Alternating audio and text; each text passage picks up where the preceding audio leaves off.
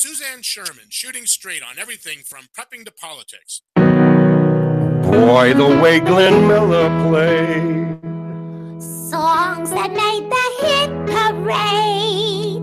Guys like us, we had it made. Those were the days. And you knew who you were then. Girls were girls and men were men. Mister, we could use a man like Herbert Hoover again. Didn't need no welfare state. Everybody pulled his weight. Gee, our old LaSalle ran great. Those were the days.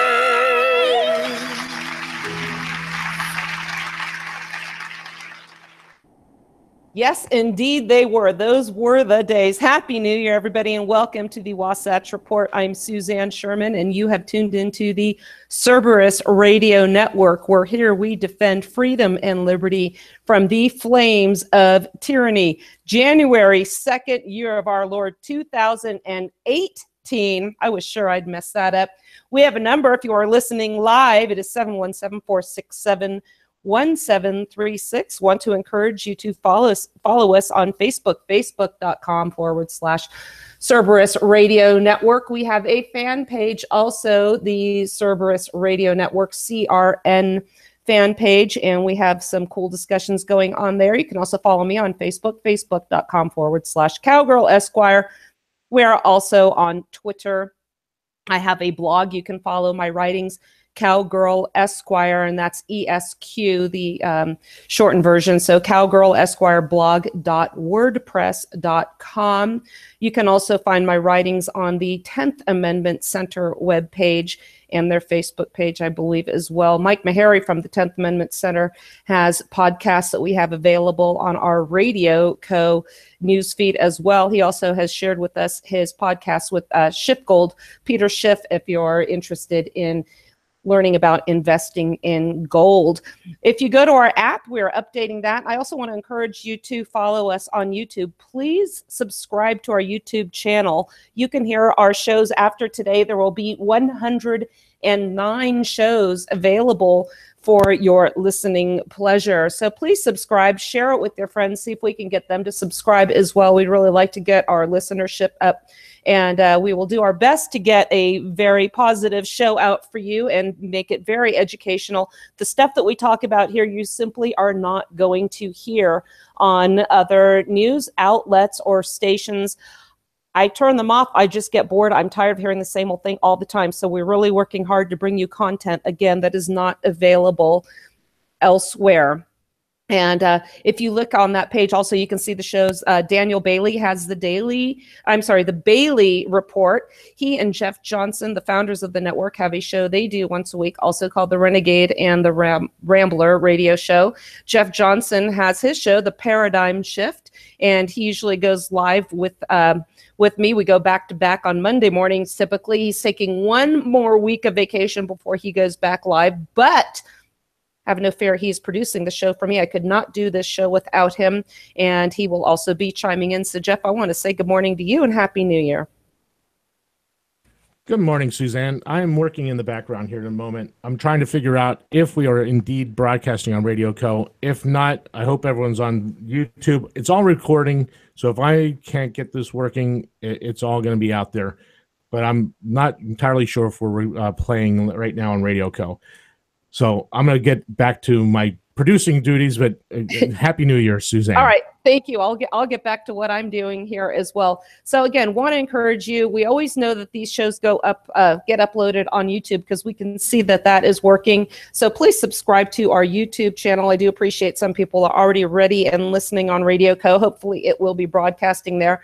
Also, if you go and hit the app and listen now on our Facebook page, the Radio Co. link, our loop is always playing. We always have content for you that you can hear. And we recently had this week in Park City, the local news here, the Olympic trials. I didn't even know that they were happening. That's how much I have an interest in the Olympics. But apparently they were this weekend. Park City was absolutely crazy. And apparently the Olympics are going to be held next month in South Korea. Also news to me. I really just don't have much interest. But that's kind of on the local level here as well. And I do have an incident that happened out here on my property last week, which is really going to be the basis for today's show. But I wanted to share with you some local legislation also from the Utah area. This is out of Ogden, and it's just another example of how tyranny exists at all levels. I complain about the overreach of the federal government, the national government, all the time, as anybody that listens to me or follows me on Facebook knows. But I also tell you, tyranny exists at every level. It is a plague in our society. From the local homeowners association you might have to subject yourself to, all the way up to this national government. Here's a story coming out of Utah where the Ogden City Council has opted to divvy out a little bit more freedom to the serfs living under their control. Here's a story that came out in December of last year. And this was published under the Libertas page. I've had Connor Boyack, who's the founder, president of Libertas.org, on my other show before. Really sharp guy. I urge you to follow that page. Ogden chicken restrictions become less cooped up is the name of the article. This is one reason, folks, why I just will not live in a city anymore. I've got my chickens. They do what they want. They run all over the place. I can have as many as I want. Nobody seems to care other than the raccoons.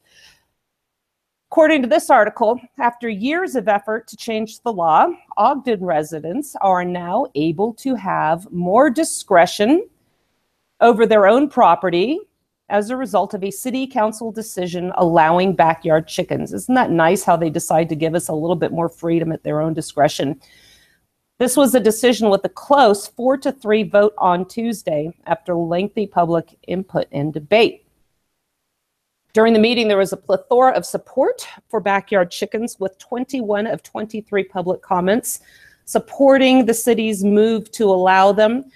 Residents want to be able to use their land for their own beneficial purposes without the intrusion of government micromanagement. How's that for a concept? This reminds me of when I lived in the People's Republic of California. I lived in a townhome in a area with in Palo Alto, and we had homeowners associations. You were allowed to have 2 pets, 2 medium-sized pets, maybe 1 dog. I think it was 2 dogs. I moved to the country in San Martin, a part of unincorporated Santa Clara County. I had 2.5 acres. You'd think you could have as many dogs as you wanted to. No. Townhouse, 2.5 acres, 2-dog restriction, same thing, unincorporated county, zoned agricultural. If I wanted to have 3 dogs, which I had, I was required by Santa Clara County to apply for a kennel license. All my dogs slept inside. I didn't have a kennel. I did have a kennel if I ever had to temporarily enclose them, if people were working on the property and my dogs had to be outside. But be that as it may, I had a fully enclosed backyard. My dogs slept in the house. They were never out barking at night.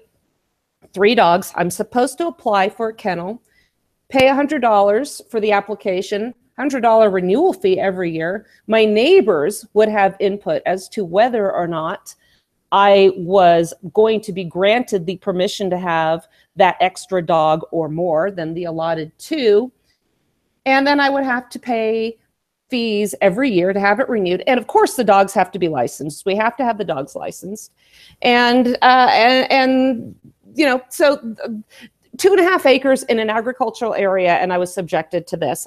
Needless to say, I never applied for the permit, and I simply didn't license my extra dog. Going back to chickens, proponents of this new ordinance presented multiple benefits of chicken ownership, such as the move to sustainable backyard food growth and an ecosystem. They pointed out that chickens are not only good for families, but also add a more natural and healthy outdoor environment. So you kind of have to appease the eco-Nazis if you want to do something with your own property. You have to kind of convince them that this is something that's good for the environment. Maybe you just like chickens, maybe just like eggs, maybe you want to eat them, maybe you, maybe you just enjoy watching them. They're really fun to watch. So those that are opposed to backyard chickens, and I can understand this argument as well, because I even did experience this in San Martin, that they get very loud. I mean, we heard the roosters. I have a rooster here. Well, one now, but I had two. They start at 3 o'clock in the morning. So I can understand some reasonable restraints on this, but do these restraints really have to come from the government? Absent the government, couldn't people be more likely to just be good neighbors? Here's the thing. My neighbor in California had one dog, so they weren't subject to this oversight. But this dog lived his entire life at the end of a chain and barked all night long. He wasn't subjected to regulations, but I was supposed to be. So these laws really don't do much in the absence of people just being good neighbors.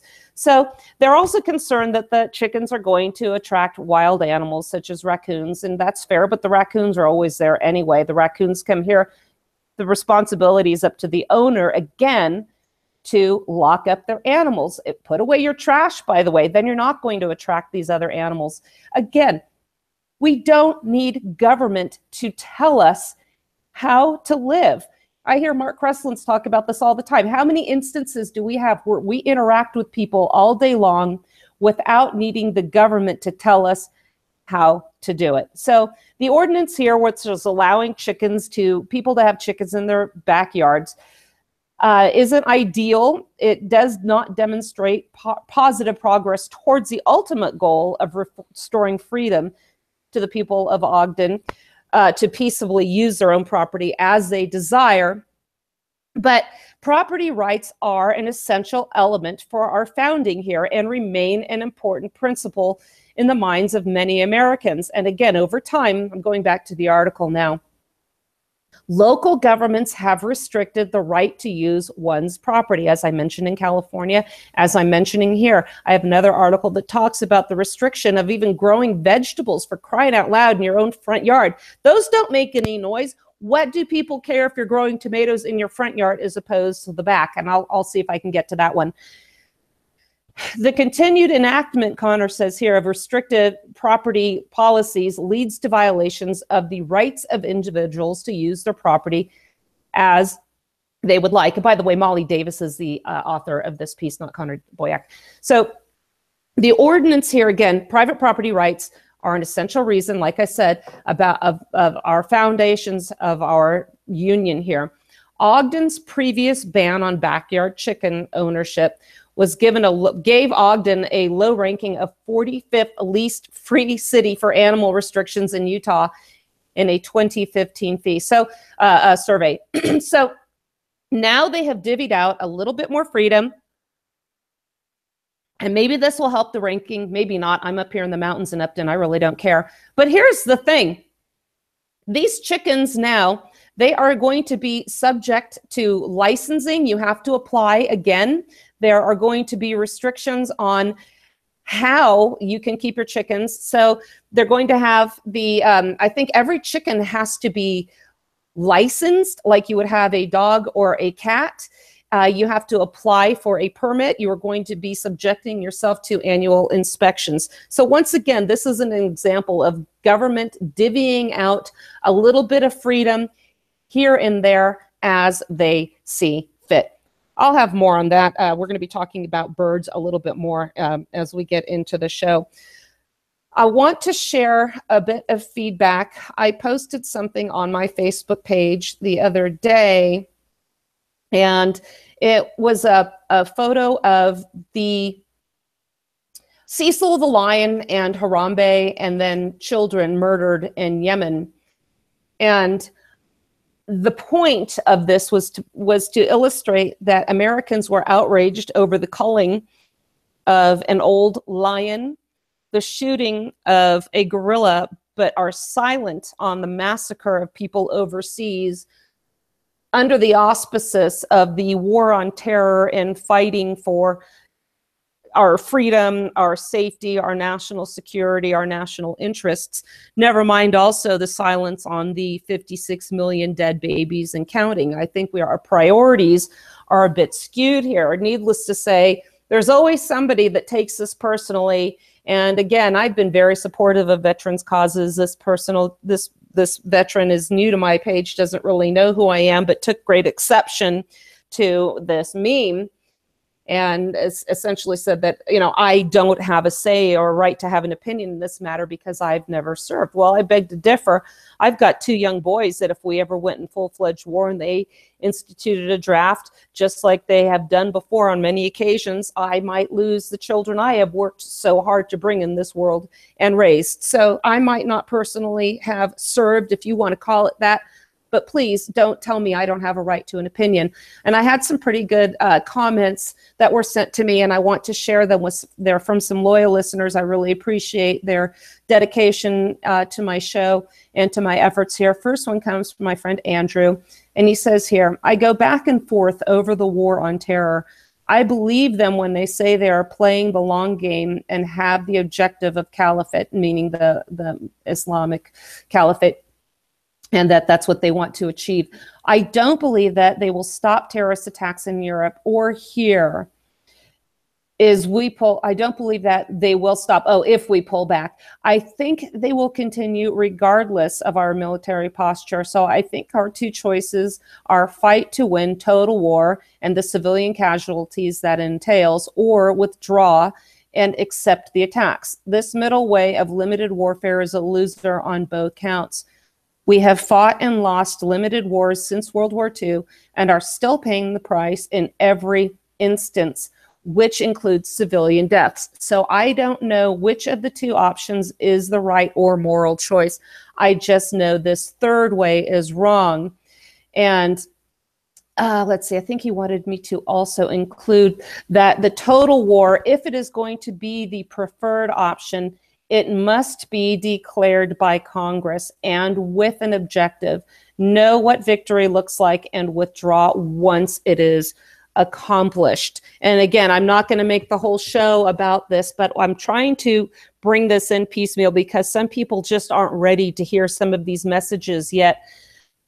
So what I'm trying to do starting this year, and I've selected a pile of books, I put a picture of them on my Facebook page, is introduce people that might be new to this to the concept of how egregiously our general government has expanded and thrown off the shackles the states had given to it when they ratified the Constitution. So once they understand this, they might be more receptive to what we would call unplugging from the matrix or shifting in their thought, their paradigm shift, to coin a phrase from Jeff Johnson's show. I also want to share some statements and sentiments from listener and follower John. He says, the ultimate in tyranny, war he's referring to, because it creates debt. This is exactly along the terms of what James Madison said. Remember now what the founding generation, the framers, felt about a standing army and war.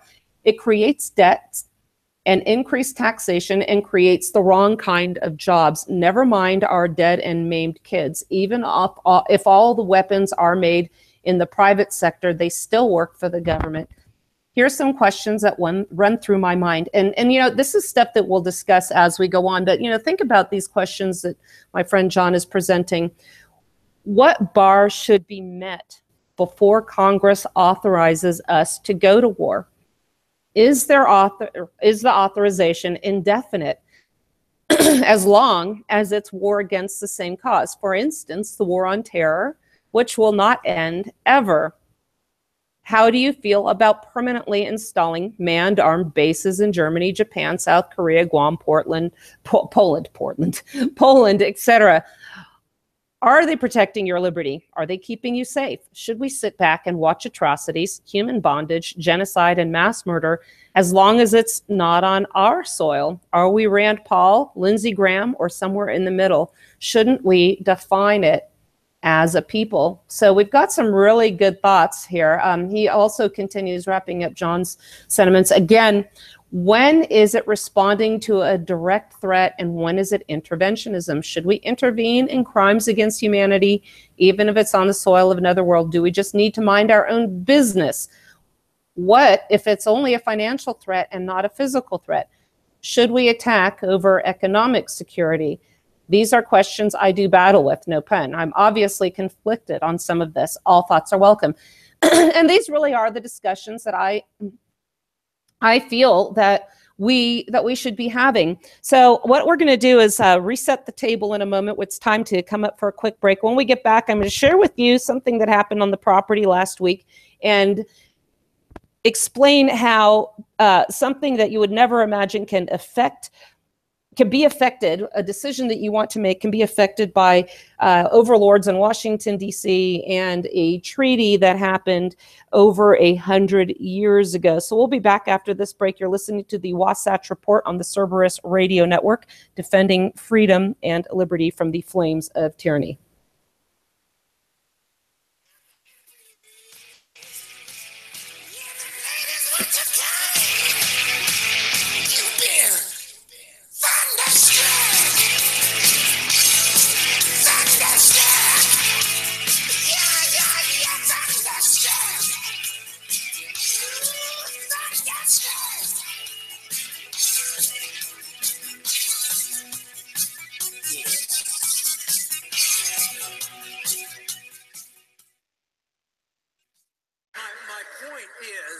Is if another country does to us what we do others, we're not going to like it very much. So I would say that maybe we ought to consider a golden rule in foreign policy. Don't do to other nations what we don't want to have them do to us.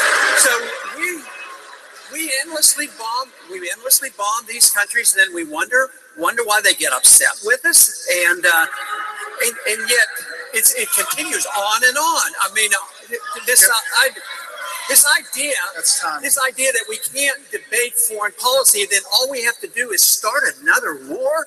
I mean, it's warmongering. They're building up for another war against Iran, and people can't wait to get in another war. This country doesn't need another war. We need to quit the ones we're in. We need to save the money and bring our troops home.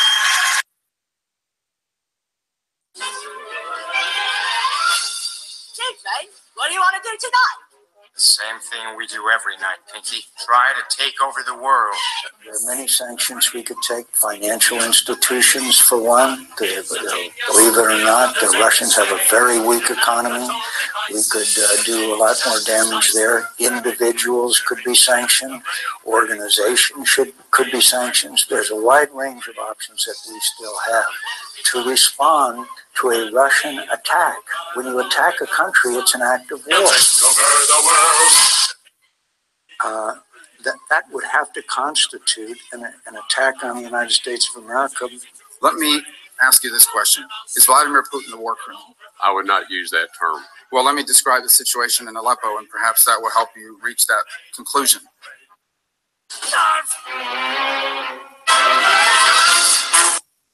Cerberus Radio Network, protecting liberty and freedom from the flames of tyranny. Don't wanna wait till tomorrow. Why put it on another day? One by one, little problem.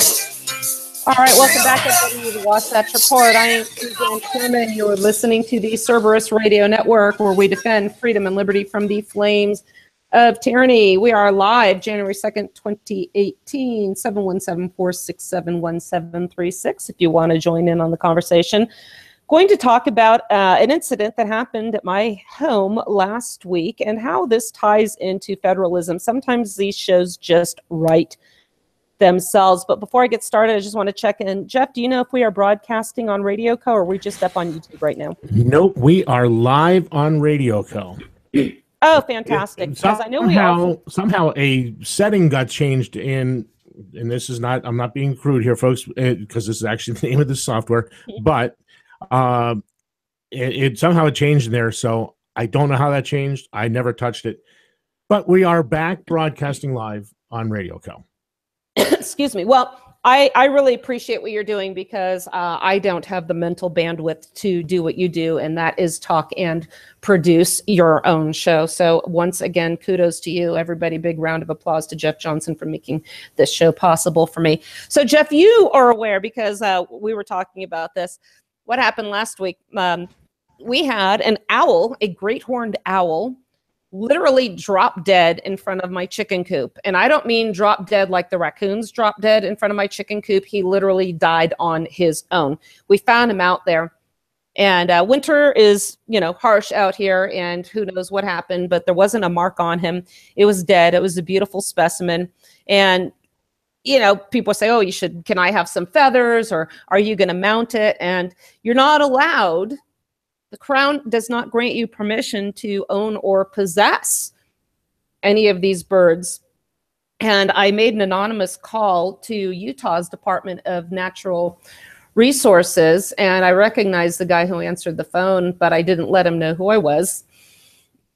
And I said, hey, I've got this dead raptor on my property. I had nothing to do with its demise. It's in perfect condition. And what can I do with said bird? And he said, well, because of the Migratory Bird Act, federal law prohibits you from owning or possessing this bird. And you either need to surrender it or you need to dispose of it yourself. And I said, well, you are aware that this Migratory Bird Act is unconstitutional, aren't you? He said, yeah, I am. And he goes, he was funny because it's a really stupid law. I love this guy. It's a really stupid law. Not only that, is it unconstitutional, but the way they've somehow included raptors in this, even if they're not migratory birds, they've just brought pretty much everything in here. And he said that he had found a bald eagle that had been injured on a telephone wire, and he surrendered, or he took it to a veterinarian, and the bird died on the table. Rather than doing something with this bald eagle, like making a mount, taking it to a taxidermist and using it for educational purposes, we have them here. They are absolutely spectacular birds. Not many people get to see them at all in the wild, let alone up close.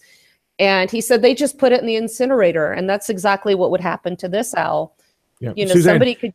Yeah. People don't realize that here in Pennsylvania and the southern tier of New York, we have a massive bald eagle population. You can see them just about all summer long, flying along the rivers up here and along the lakes looking for fish.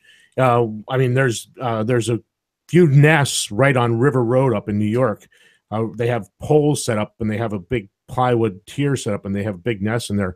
We have a large bald eagle population back here on the East Coast now. Yeah, I never saw them in California. And I remember our first trip we took to Montana. We took a 3 or 4 day trip out there, and I was hoping to see them. We had gone on, we did a float down the Jefferson River. I thought we'd see them everywhere. And then we didn't see one until we were on the freeway. We could see it from our car flying along the freeway. We're out in the middle of nowhere. But here in Utah, where I am in North Summit County, we see them. They show up in the wintertime, and they're really cool. But this is the first time, again, I've seen these owls a little bit at night flying around, but I don't know what happened. He just died right there. And so I decided to look into, I remember there's a chapter in the book, Who Killed the Constitution, by Tom Woods and Kevin Gutzman, that addresses the Migratory Bird Treaty Act. So if you want to know what the Migratory Bird Treaty Act is, you can go to the U.S. Fish and Wildlife Service. And while I'm doing this, Jeff, maybe you can peruse Article 1, Section 8 and see if you can find migratory birds or fish or wildlife or anything that might fall within Article 1, Section 8, a power delegated to the general government by the states. I couldn't find it, but you never know. So the Migratory Bird Treaty Act makes it illegal for anyone to take, possess, import, export, transport, all purchase, sell, barter, or offer for sale, purchase, or parts, nests, eggs, or such bird, except under the terms of a valid permit issued pursuant to federal regulation. So I thought, all right, let's look at this a little bit. And we have a treaty that involves Canada and it involves Mexico. I'm not going to pick this whole thing apart on the page, but you're welcome to go to fws.gov, fishandwildlifeservice.gov, or just do a search on Migratory Bird Treaty Act. So I was looking to see, we know, according to the Constitution, is ratified. And again, I talk about this all the time. I'm going to be discussing original intentions. I will be picking apart this book, Original Intentions, The Making and Ratification of the United States Constitution by M.E. Bradford. If you are inclined, order this book if you're interested in this. I also will be discussing government by judiciary, the transformation of the 14th Amendment by Raoul Berger. I put some other pictures of other books I will be discussing as well. I urge you to get these books and follow along with us and join in our discussion. But getting back to here in Chapter 10 of Who Killed the Constitution, Kevin Gutzman addresses the Migratory Bird Treaty Act here, and he starts this chapter out by saying, by now we've become accustomed to the idea that the president serves as the chief national legislature. Now, exactly the legislature. So now think about this. Every time we have this 4-year dog and pony show, we have a president that comes up with his or her platform for what they want to do. And it's, we're essentially electing a king every 4 years. And Congress is really supposed to be the policy-making branch where the president simply is going to execute the policies that they put into play. So Kevin asks here, when did the Constitution become an afterthought in the conduct of foreign affairs? Because now we're talking about treaties. This isn't an act that just has to do within the confines of our national borders. This is involving Canada and Mexico. So what happens here is we have to ask ourselves, is this question, is this issue, whatever it is we're trying to do, is it the right thing to do? The better question is it constitutional? Because when you simply ask, is this the right thing to do? Right is a subjective term. Right according to whom? Typically, the right thing to do will be those that are favoring government intrusion into our lives. Case in point, the Affordable Care Act. I can't think of any bit of legislation that is more intrusive than this act, which our GOP campaigned for 7 years to repeal, and we are still stuck with this monster, but I digress. So when he gets into this part of the chapter here called, is it right? Better question, is it constitutional? This question was addressed in a Supreme Court case, the state of Missouri versus Holland. It goes back to 1920. It addressed the crucial constitutional question, could congressional legislation that would have been void because it violated the 10th Amendment become constitutional if adopted in the fulfillment of a treaty?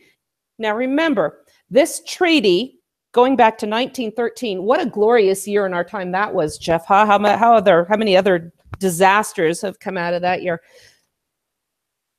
My heart and soul of this show is federalism. I have tyrants in Washington, D.C. from 1913 telling me what I can do or cannot do with a bird that dies out in the middle of nowhere here in Utah. Congress adopted, now I'm going back to the book and talking about the Migratory Bird Treaty Act, there was first a law on its own. Congress had adopted a law in 1913, and the intent was to protect endangered migratory birds. You remember a lot of the fashion at that time featured feathers in hats, very ornate, some of them, and it had a significant impact on the population of these birds. The question becomes, whose responsibility is it to mitigate this damage? And again, Jeff, have you found birds and feathers under Article 1, Section 8 yet? Let me know if you do. Until then, I'm going to keep going. Okay, I'll wait. You let me know, because that's going to change the whole direction of this show when you find feathers under there. All right, so opponents of this bill, the act in 1913, asserted that the Constitution did not give Congress the power over migratory birds. So this power had been reserved to who, Jeff? The states or the people. Thank you.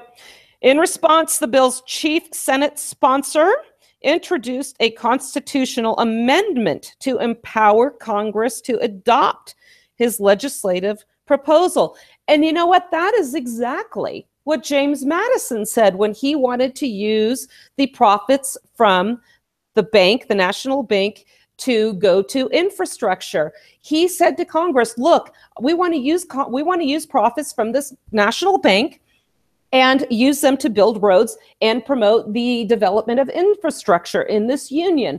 Congress passed the law, but he wanted there to be a constitutional amendment that would grant them the authority to do so. Absent that constitutional amendment, which never happened, he was faced with no choice because it was the right thing to do. He vetoed the very bill that he proposed. Look it up. It is James Madison's bank bill bonus veto. So the right thing to do would have been for Congress to come up with an amendment to give for the states to grant them the authority to regulate migratory birds. But instead, the federal government gave itself, once again, we come under these implied powers. They concluded that the federal government had implied attributes of sovereignty in areas the individual states acting separately could not adequately address. Says who? Senator McLean, who introduced the amendment, had said that the U.S. government was a national one, the model on which the government of France, of Britain, and not a federal one, possessing only a few powers carefully delegated to it. So by Congress asserting this power, saying that the states could not adequately regulate their own birds passing through, or even birds like in this owl here that never cross state lines, that we are one national government, again, like we have in France, and not the federal one that we had developed in the Constitution. Now remember, James Madison, who proposed the Virginia Plan, had even said that was a national form of government. They considered this version and they rejected it. He said in I believe it was Federalist 39 that the government created was a federal government in nature and not a national one. So the 10th Amendment explicitly reserved all powers not delegated to the federal government through the Constitution, was then inoperative in those areas that the federal government felt the need to address, not have the authority to address, but felt the need. There's a huge difference there, obviously. So this would mean, going back to the book, that the federal government's powers were not limited at all. I believe it was John Taylor of Caroline that said a government, a constitution by implication was no constitution at all. Might have the person wrong, but that's definitely the accurate sentiment. So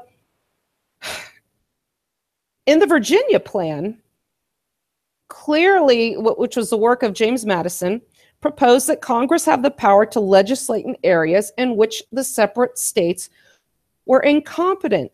And again, this was rejected. Instead, we have powers set forth. They were delegated to Congress in Article 1, Section 8.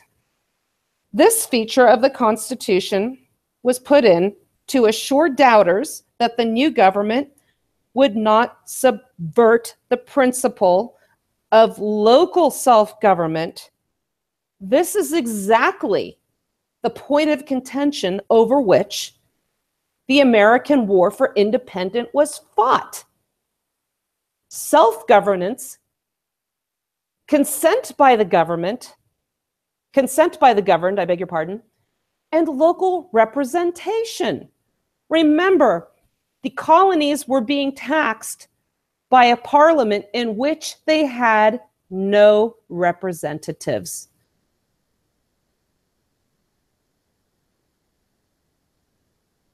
So, where does that leave us? the Supreme Court had remained committed to this traditional federal structure as recently as 1907. It upheld this reading of the Constitution in Kansas versus Colorado.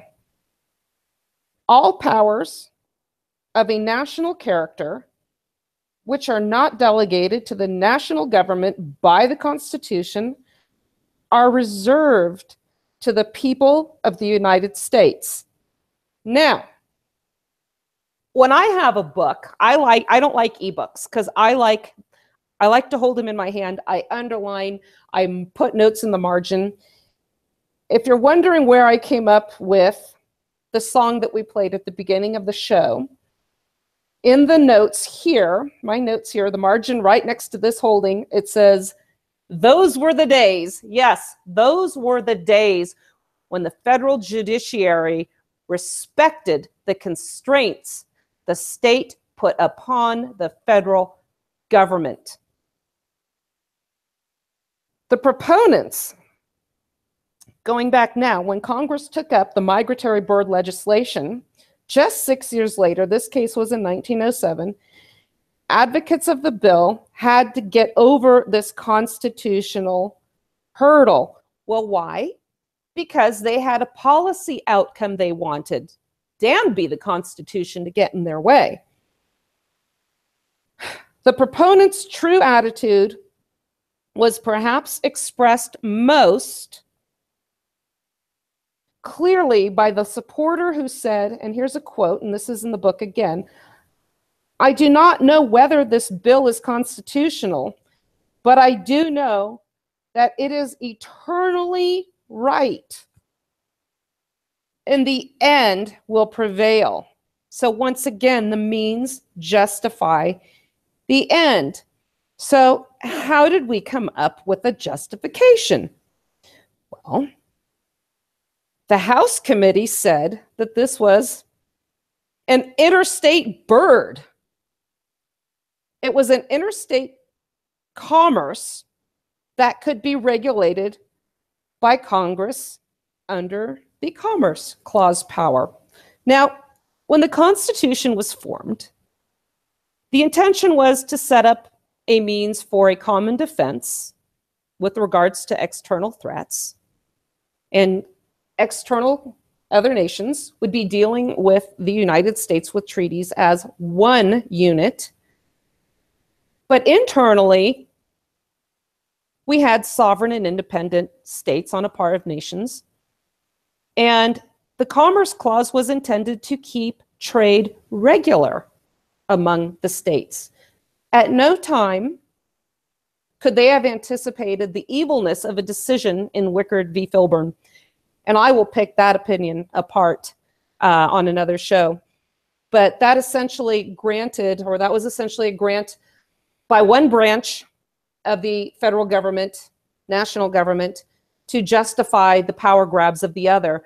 I don't understand how they ever and this is the thing, we are taught that these three branches, the federal, the executive, the legislative, and the judicial branches, act as checks and balances upon each other. We are taught that is our system of checks and balances. Absent from the educational process is the ultimate vanguard of the checks and balances and our liberty, and that is the states. And there's a reason for that, because the states have the right to nullify. They have an obligation to ignore unconstitutional laws, but we're seeing that they are not. They gave themselves the power to regulate these birds under the Commerce Clause. The Senate report, when they were researching this, likened this bill to the power of the federal government to regulate by treaty the taking of migratory seals and fish. Okay, so Jeff, look up seals and fish. Maybe that'll help. This analogy seems inappropriate since there was no treaty concerning migratory birds yet. So now, absent the constitutional authority to regulate birds, we're going to come up with another way around it. So we have the Commerce Clause, but now we're also going to call this a treaty. We have two lower level federal courts invalidated this act in 1914 and 1915, justifiably so, because it was unconstitutional. It failed on Commerce Clause grounds. The law's supporters joined Senator McLean in urging a treaty to cover this matter, as legislation to enforce migratory birds seemed likely to be constitutional rather than the freestanding legislation was.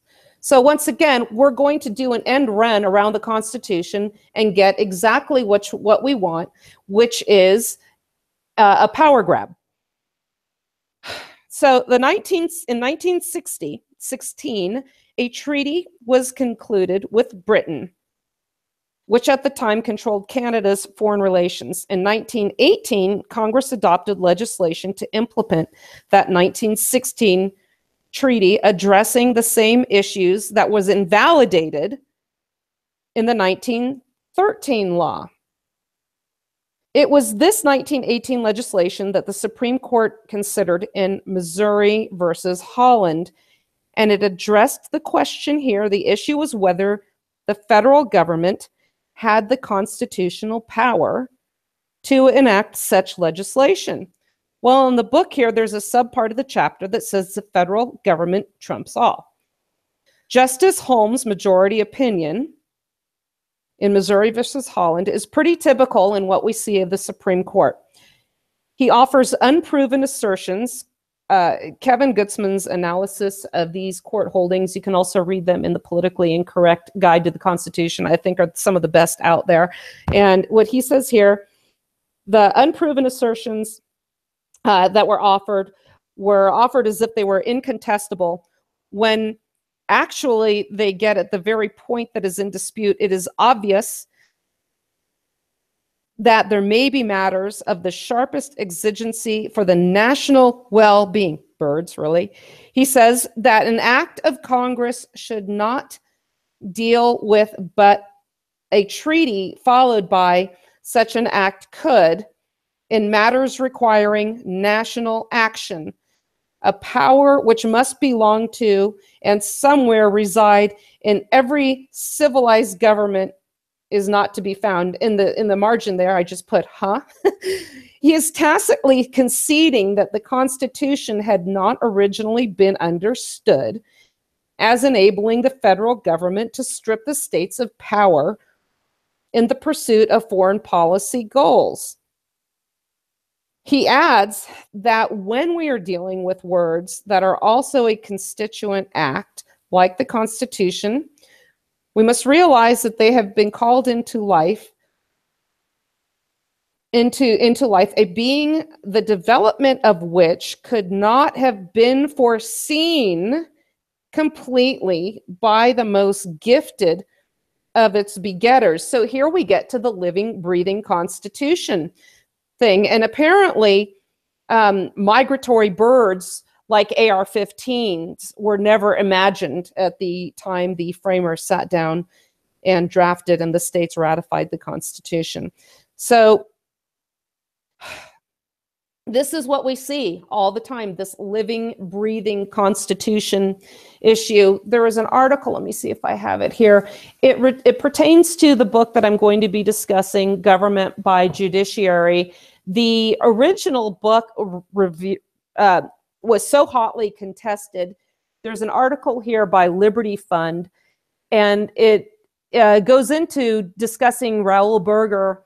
And here's a quick few sentiments on his response to their criticisms and how they reacted in kind. So thoroughly did Berger rout his critics that after a decade or so, they virtually stopped trying. Instead, advocates of judicial activism began to assert that neither the words of the Constitution nor the intentions of the framers are any longer relevant.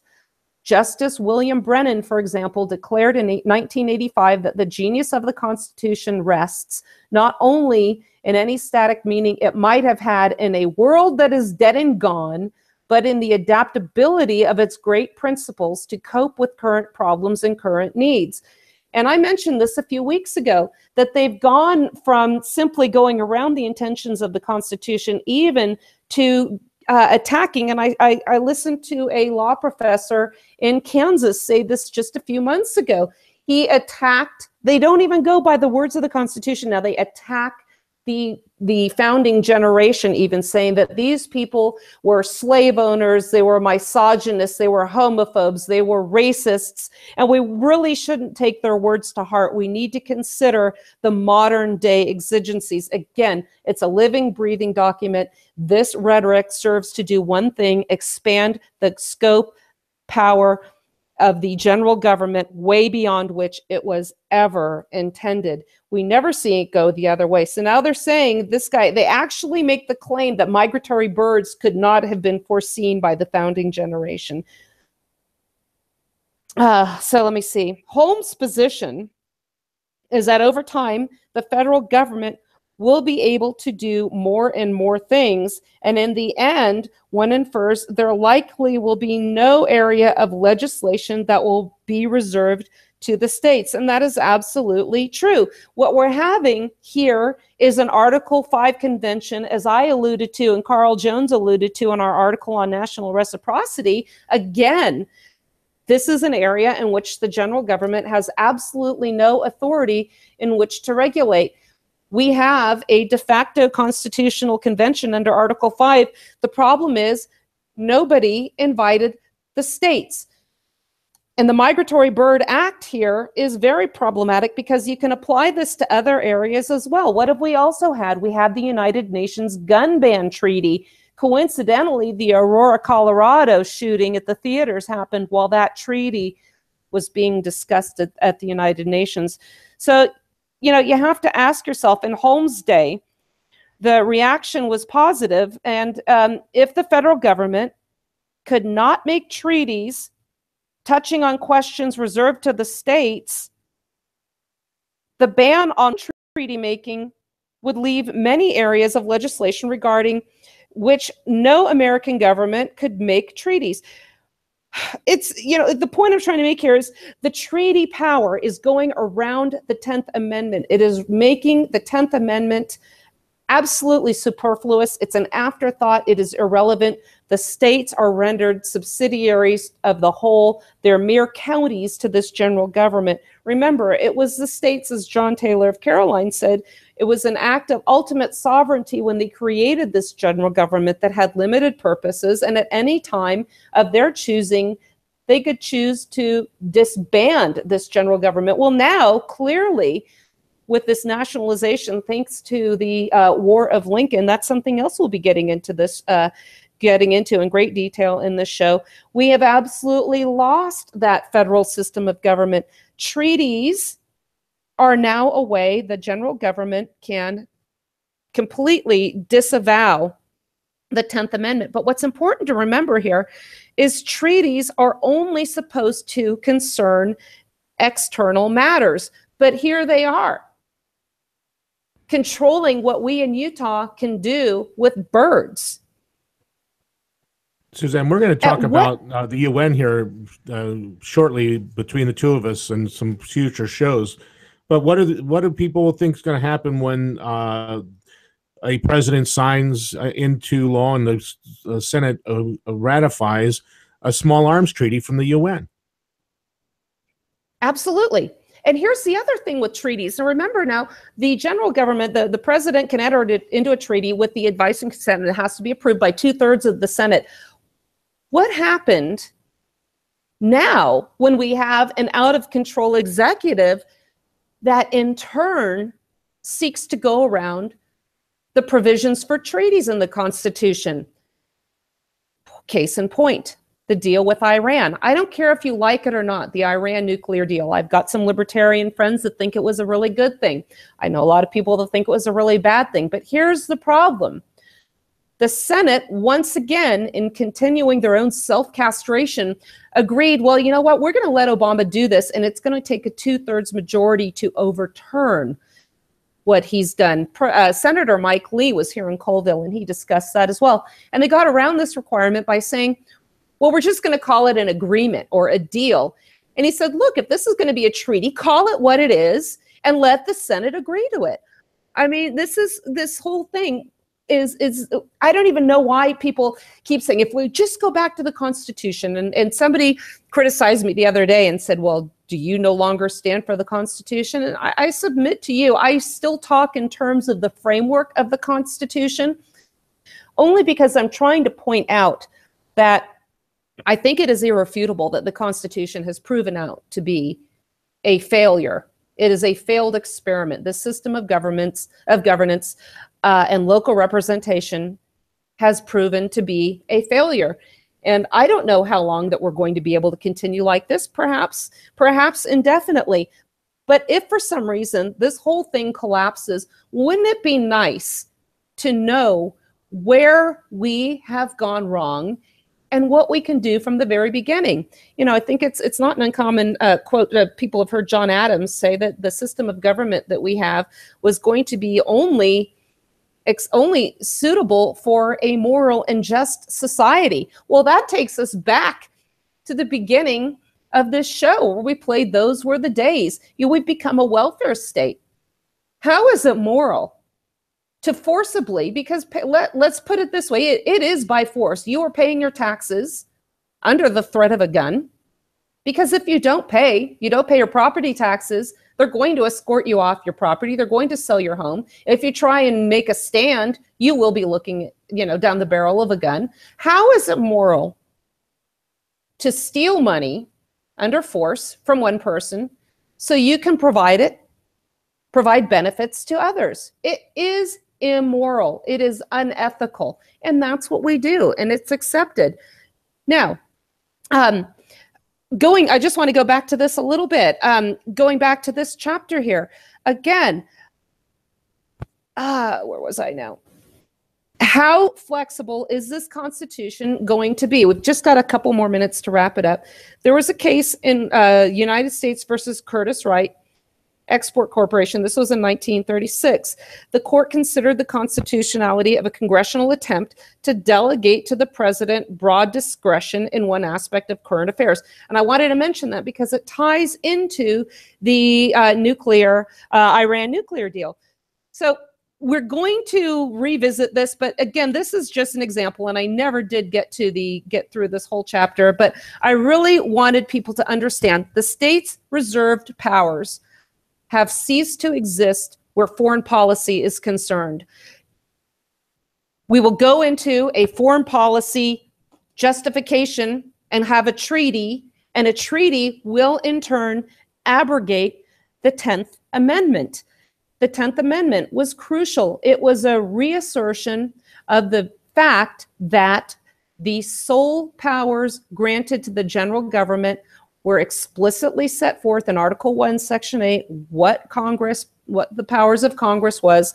They have abrogated that, and the treaty-making power, again, migratory birds, Wickard versus Filburn, the Commerce Clause, have made the power of the states where we have any chance of having a modicum of representation superfluous. The 17th Amendment has made the states absolutely defenseless because, remember, according to the 17th Amendment, state legislatures were responsible for sending senators to Congress, okay? But now with them, they have been stripped of their ability to protect themselves from congressional expansion into their sovereign powers.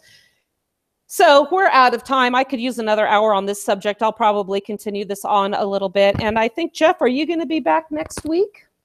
Yes, I will. Hopefully, maybe we'll do one later in the week. Okay, I should be free this week, but I want to urge people, check out the books, Is Davis a Traitor? And The Real Lincoln, Original Intentions by M.E. Bradford, Government by Judiciary, A Century of War, Rethinking the American Union for the 21st Century. I also have a post-APOC writer, Franklin Horton, who will be joining me in the time to come as well. So I want to thank everybody. I hope you found this interesting today. The treaty-making power and the abrogation of the 10th Amendment as a result therefrom. This has been the Wasatch Report. I'm Suzanne. Suzanne Sherman, Jeff Johnson in here with me today, producing on the Cerberus Radio Network, defending freedom and liberty from the flames of tyranny. Happy New Year. Boy, the way Glenn Miller played songs that made the hit parade. Guys like us, we had it made. Those were the days. And you knew who you were then. Girls were girls and men were men. Mister, we could use a man like Herbert Hoover again. Didn't need no welfare state. Everybody pulled his weight. Gee, our old LaSalle ran great. Those were the days.